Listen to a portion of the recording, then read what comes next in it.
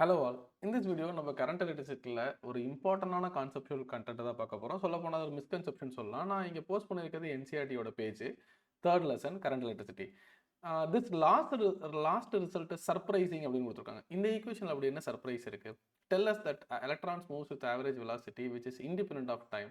So பையன் இதை டக்குன்னு படிச்சோட்டியுமே வெலாசிட்டி எப்படி டைமுக்கு இண்டிபெண்ட்டாக இருக்கும்? வெலாசிட்டினாலே டிஸ்பிளேஸ்மெண்ட் டைம் தானே அப்படின்னு யோசிக்க நிறைய வாய்ப்பு இருக்குது. நீங்கள் இந்த இடத்துல ரொம்ப இம்பார்ட்டண்ட்டாக ஒன்று புரிஞ்சுக்கணும். ஒரு கண்டக்டரில் நான் எலக்ட்ரிக் ஃபீல்டில் கொடுத்த பிறகு, தட் இஸ் பேட்டரி ஆன் பண்ண பிறகு எலக்ட்ரான்ஸ் எல்லாம் மூவ் ஆவாங்க.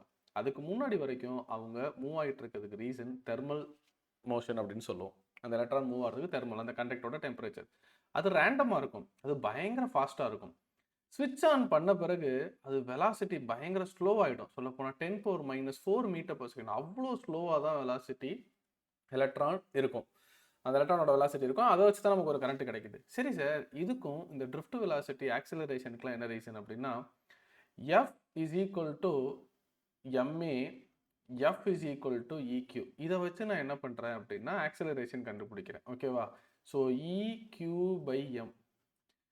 தென் வெலாசிட்டி கால்குலேட் பண்ணும்போது u + 18 போடுவோம். இந்த டைம் வந்துட்டு it's not a regular time, அது ரிலாக்ஸேஷன் டைம். ஒரு எலக்ட்ரான் கண்டக்டருக்குள்ள இங்கிருந்து இங்கே நகர்ந்து போகுது. இங்கே இருக்கும்போது ஜீரோ, அவங்களோட வெலாசிட்டி ஜீரோ. அவங்க நகர்ந்து போக போக போக போக வெலாசிட்டி இன்க்ரீஸ் ஆகிட்டே இருக்காங்க. ஸோ வெலாசிட்டி சேஞ்ச் ஆகுதுன்னா அங்கே ஆக்சிலரேஷன் இருக்குன்னு அர்த்தம். அந்த ஆக்சிலரேஷன் எது வரைக்கும் இருக்கும்னா அவங்க இடிக்காமல் போகிற வரைக்கும் தான் இருக்கும். அந்த time it's not a regular time, அது பேர் தான் relaxation time. It is indicated by the letter tau. மறுபடியும் அங்கே ஒரு கொலிஷன் நடக்கும். டெஃபினட்டாக அவங்களோட ஸ்பீடு லாஸ் ஆகிடும். மறுபடியும் அவங்க ஆக்சிலரேட் ஆவாங்க. மறுபடியும் ஒரு கொலிஷன் நடக்கும். ஸோ இந்த ரிலாக்ஸேஷன் டைம் தான் இது. அந்த எலக்ட்ரான் ஆக்சிலரேட் ஆகிற அந்த டைம் பேர் தான் relaxation time. This time is not a regular time. 4 seconds, 5 seconds, 6 செகண்ட்ஸ்னு மாறிட்டே இருக்கிற நம்ம ரெகுலர் டைம் கிடையாது.